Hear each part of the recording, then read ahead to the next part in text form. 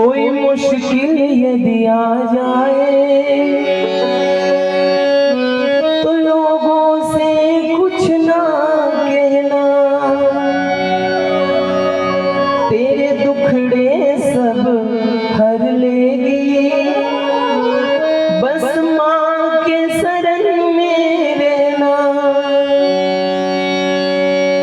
तेरे जीवन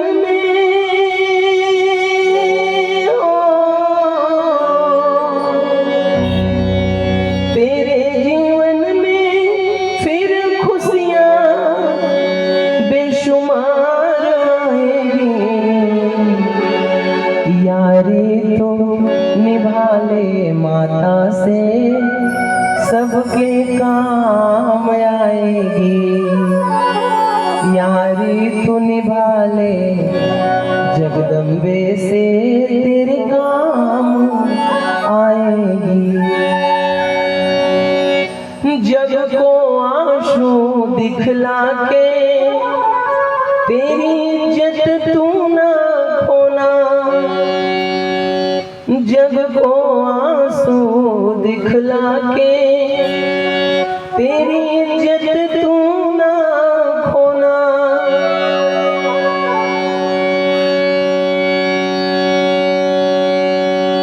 जग को आंसू दिखला के तेरी इज्जत तू ना खोना।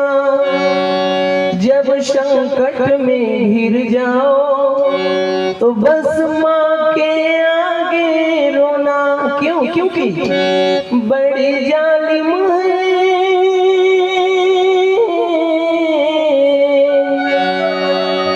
बड़ी जालिम है दुनिया, तेरी हंसी उड़ाएगी, यारी तू निभा ले माता से तेरे काम आएगी। संसार के आगे रोएंगे तो संसार हंसी लेते हैं महाराज, मजाक लेते हैं। अर्थनाशम मनस्तापम गृहे दुश्चरितानि च वंचनम चापमानम च मतिमानम न प्रकाशे। बुद्धिमान पुरुष चार बातें सबसे नहीं कहते हैं। कौन कौन सी बातें? अर्थनाशम, धन खो गया सबसे मत कहो, नहीं तो लोग कहेंगे बड़ा लापरवाह आदमी है, अपना पैसा तक संभाल के नहीं रख पाता है। अर्थनाशम मनस्तापम, अपने मन की किसी दुख वाली बात को भी लोगों से मत कहो। अगर आप अपने बात को छिपाना चाहोगे लेकिन लोगों से कह दोगे तो लोग आपकी बात पूरे गांव में खबर कर देंगे, रे वो तो बड़ी परेशानी में है, ऐसा है वैसा है।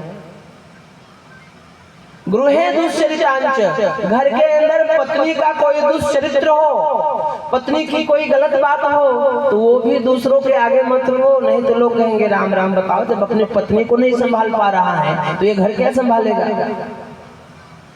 गृहे दुश्चरितांच वंचनम चापमानम च, किसी ठग के द्वारा ठग लिए गए हो, ये भी बात सबसे मत बताओ।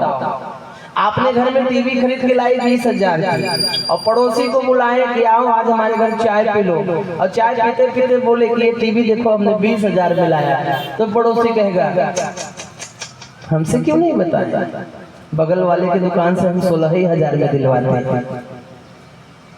यानी ये कि आप कितना, यह चार बातें अगर आप लोगों को बताओगे तो लोग केवल हमारी हंसी लेंगे।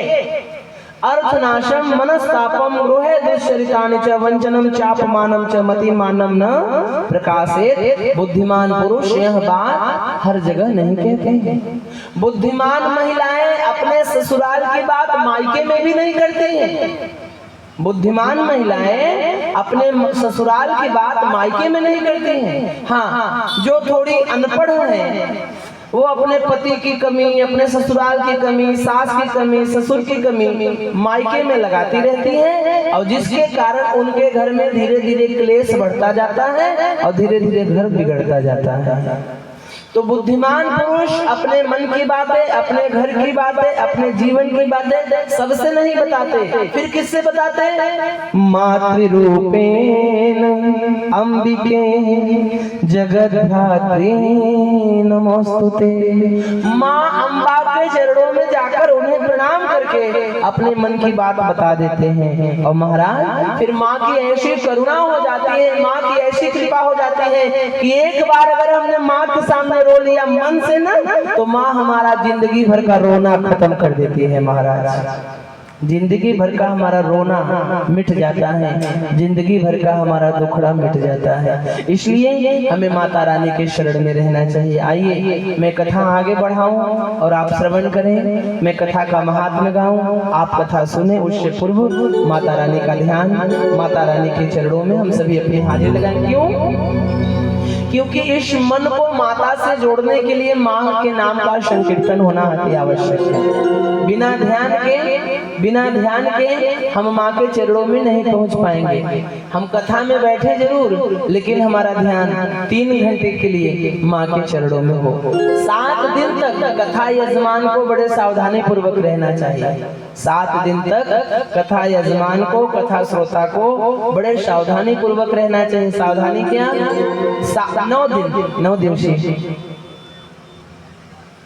9 दिनों तक हमें उपवास करना चाहिए। उपवास का अर्थ क्या? हल्का प्रसाद लेना चाहिए। क्यों?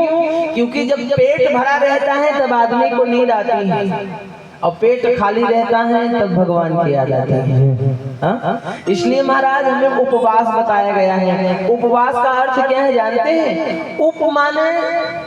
उप माने भगवान के, वास माने समीप में। जब आदमी का पेट भरा रहता है तो परमात्मा की याद नहीं आती, और किसी दिन सवेरे से लेकर शाम के 5 बजे तक बिना खाए रहो तब याद आता है, हे भगवान आज तो हम दिन भर से बिना खाए पी रहे हैं। पेट भरा रहे तो याद नहीं आती परमात्मा की, खाली पेट रहे तो परमात्मा की याद आती है। खाली पेट रहता है तो मन में क्रोध नहीं आता, खाली पेट रहता है तो मन में वासना नहीं बढ़ती। इसीलिए कथा श्रवण करने वालों को उपवास करना बताया गया है। 9 दिनों तक ना तो किसी से ऊंची आवाज में बात करें, ना ही 9 दिनों तक किसी से लड़ाई करें, ना ही 9 दिनों तक किसी से झगड़ा करें। सबसे बड़ी बात है कि 9 दिनों तक मौन रहने की बात देवी भागवत में बताई गई है। 9 दिनों तक मौन व्रत धारण कर लेना चाहिए। मौन व्रत धारण कर लेने से विवाद का खतरा कम हो जाता है। विवाद का खतरा तभी होता है जब हम बक बक बक बक बक बक बक बक बोलते रहते हैं। इसलिए मौन रहना सीखिए। मौनम स्वीकृतिम कुरु। मौन मौन मौन मौन मौन मौन मौन हमारे जिंदगी को चलाता है। अब पहले के जमाने में जिंदगी मौन पे ही चलती थी। पहले के जमाने में जिंदगी मौन से ही चलती थी, लेकिन आजकल समय बदल गया है ठाकुर साहब। आजकल जिंदगी मौन से नहीं, लोन से चल रही है। आजकल जिंदगी लोन से चल रही है, लेकिन जिंदगी में मौन होना बड़ा आवश्यक है। मौन होने से विवाद टलते हैं। इसलिए हमें 9 दिनों तक मौन रहना चाहिए, 9 दिनों तक कम बोलना चाहिए। 9 दिनों तक हम जिस वक्ता के द्वारा कथा श्रवण कर रहे हैं वह वक्ता कौन? शास्त्रों में कहा गया कि व्यास ही विष्णु के रूप माने जाते हैं। उन्हें परमात्मा समझना चाहिए, उन्हें भगवान समझना चाहिए, भगवान की तरह उनका आदर करना चाहिए, क्योंकि नर सेवा ही नारायण सेवा है। दरवाजे पर आए हुए अतिथि का ख्याल रखना, ध्यान रखना, सम्मान देना ही यह एक बहुत बड़ी पूजा है। कथा श्रवण करने जितने श्रोता बंधु आए हैं उन सभी को अपने दरवाजे पर सम्मान देना ही हमारी असली भक्ति है। कथा में मन लगाकर हम बैठे, यही हमारी सबसे बड़ी तपस्या है। तो 9 दिनों तक बड़े शांति पूर्वक, भाव पूर्वक भोजन कम करें, कम बोलें, कम सोएं, भजन ज्यादा करें, कीर्तन ज्यादा करें, चिंतन ज्यादा करें। क्यों? क्योंकि मुखो पवित्रम यदि राम नामम, हृदय पवित्रम यदि ब्रह्म ध्यानम, हस्तौ पवित्रम यदि द्रव्य दानम, और चरणों पवित्रम यदि तीर्थ गमनम। इस मुख की पवित्रता परमपिता परमात्मा जगत जननी माँ जगदम्बा के स्मरण से है। हृदय की शोभा माता के ध्यान करने से है। हाथों की शोभा माँ की, साधु की, संतों की सेवा करने से है, दान धर्म करने से है। और चरणों की सेवा, तीर्थों, चरणों की सुंदरता तीर्थों में जाने से है, कथाओं में आने से है, मंदिरों में जाने से है, साधु संतों के दर्शन करने आने जाने में है। नहीं तो महाराज एक बात याद रखना, हम सभी सुंदर बने घूमते हैं, और जितने लोग सुंदर बने घूमते हैं एक दिन उन सभी को बंदर बनना पड़ता है। हम जितने सुंदर बने घूम रहे हैं, एक दिन हम सभी को बंदर बनना पड़ता है। अभी आप आगे की कथा में सुनेंगे। जिसका माता रानी के चरणों से ध्यान हटा, जिसने अपने माता के ही ऊपर कुदृष्टि की, उसे महाराज बंदर बनना पड़ा है। देव ऋषि नारद की कथा आप सबने सुनी होगी। देव ऋषि नारद एक बार विवाह करने गए थे और भगवान के पास सुंदर बनने गए थे, लेकिन बन गए थे बंदर। इसलिए महाराज हम बंदर ना बने, हमारे जीवन की सुंदरता बनी रहे, हमारा तन और मन निर्मल बना रहे, इसलिए दो पल माता रानी का ध्यान हम सभी बड़े भावपूर्वक मिलजुल कर श्रवण करें। एक बार प्रेम से बोलिए सच्चे दरबार की। बोले अम्बे मैया की। या देवी सर्वभूतेषु